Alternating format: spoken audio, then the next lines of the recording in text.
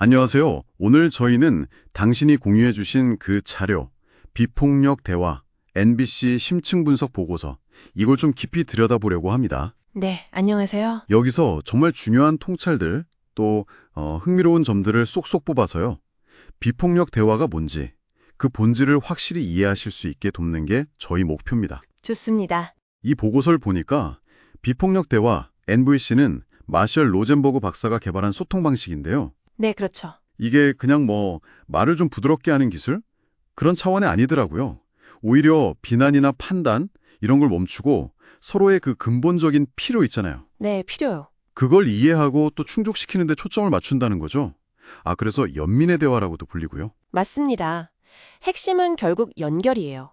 우리 자신과 또 타인의 인간성을 연결하는 거. 연결이요? 네, 모든 인간 행동 그 뿌리에는 사실 사랑, 존중, 안전 같은 보편적인 필요를 채우려는 시도가 있다는 전제가 중요합니다. 모든 행동에 필요가 있다. 그렇죠.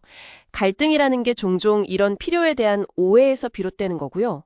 로젠버그 박사는 폭력은 학습된 거고 연민은 우리 본성이라고 믿었거든요. 그 점이 되게 희망적이네요. 네.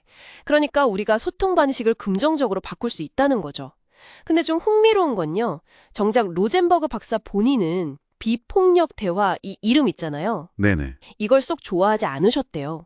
왜냐면 이게 NVC가 아닌 것만 설명하는 것 같다고. NVC는 본질적으로 연결을 지향하는 건데 말이죠. 맞춘 이름이라서 흥미롭네요. 자, 그럼 이 연결을 위한 구체적인 방법, 그 네 가지 핵심 요소 좀 살펴볼까요? 관찰, 느낌, 필요, 부탁. OFNR이라고 하죠. 네, OFNR. 첫 번째가 관찰. 이건 평가나 해석 없이 그냥 본 그대로 말하는 거죠. 예를 들면 당신은 맨날 늦어. 이게 아니라 그렇죠. 판단이죠, 그건. 네. 대신 지난 며칠간 당신이 약속에 한 30분씩 늦는 걸 봤어요. 이런 식으로요. 근데 이게 은근히 어렵더라고요. 저도 모르게 딱 판단을 하게 되니까. 맞아요. 습관적이죠. 그리고 그 관찰된 사실에 대한 내 안의 반응. 그게 바로 두 번째, 느낌입니다.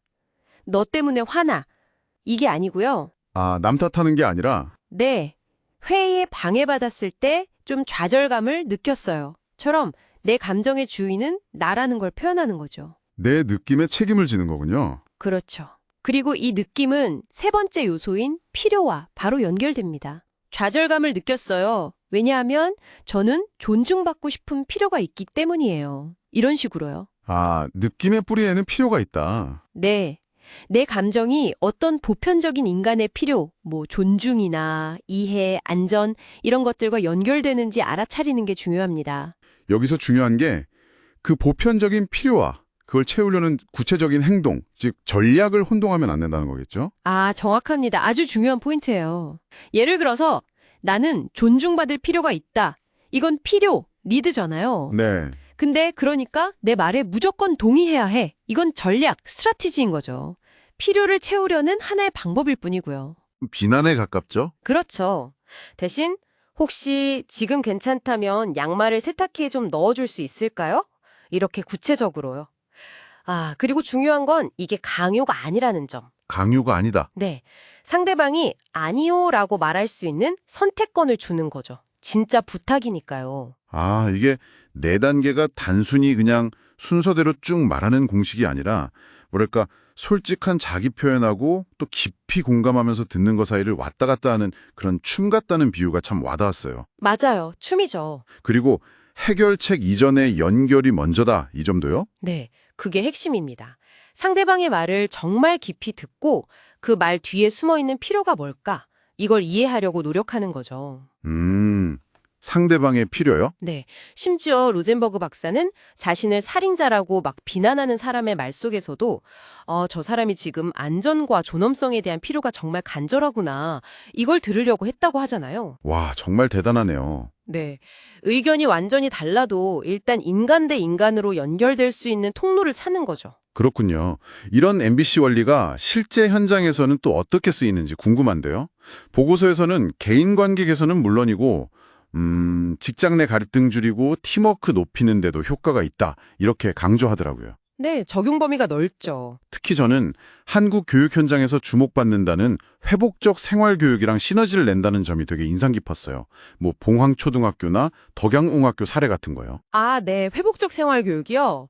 그게 처벌보다는 관계 회복하고 피해 복구에 중점을 두잖아요. 네, 그렇죠. 바로 그 과정에서 NBC가 아주 핵심적인 소통 기술을 제공하는 거죠.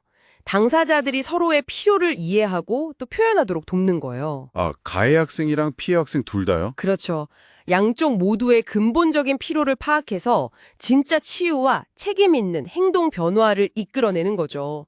단순히 규칙 어겼으니까 벌 받아 이게 아니라 왜 그런 행동을 했는지, 그게 다른 사람한테 어떤 영향을 미쳤는지 이걸 깊이 이해하게 돕는 겁니다. 그렇군요. 정말 강력해 보이는데 물론 보고서에서는 이 MBC를 배우고 적용하는 게 마냥 쉽지만은 않다는 점도 지적하더라고요. 네, 당연히 어려움도 있죠. 관찰이랑 평가, 또 필요랑 전략 이런 걸 구분하는 게 좀 헷갈릴 수도 있고 너무 기계적으로 사용하면 오히려 어색하게 들릴 수도 있고요.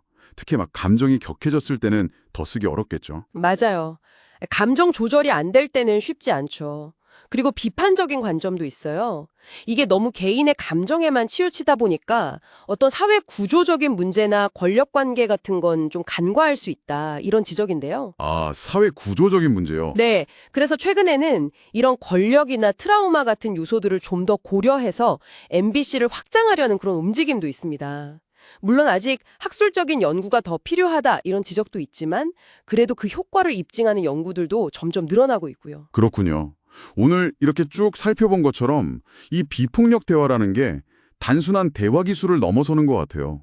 우리 자신과 또 다른 사람들을 더 깊이 이해하고 연결하는 아주 강력한 도구이자 철학이라는 생각이 듭니다. 네, 맞습니다. 자, 그렇다면 이 모든 것이 당신에게는 어떤 의미일까요? 아마도 비난이나 판단, 이런 습관에서 좀 벗어나서 관찰과 필요에 집중하는 연습을 통해서요. 당신의 관계나 소통 방식을 근본적으로 변화시킬 어떤 가능성, 그걸 발견하실 수도 있겠습니다. 마지막으로 이런 질문을 한번 던져보고 싶습니다. 이 비폭력 대화의 원칙들 있잖아요. 판단 없이 관찰하고 자신의 느낌과 필요를 알아차리는 이 연습이요. 이걸 다른 사람이 아니라 바로 당신 자신에게 적용한다면 어떨까요? 아, 나 자신에게요? 네. 특히 스스로를 막 다그치거나 힘든 감정에 빠져 있을 때요.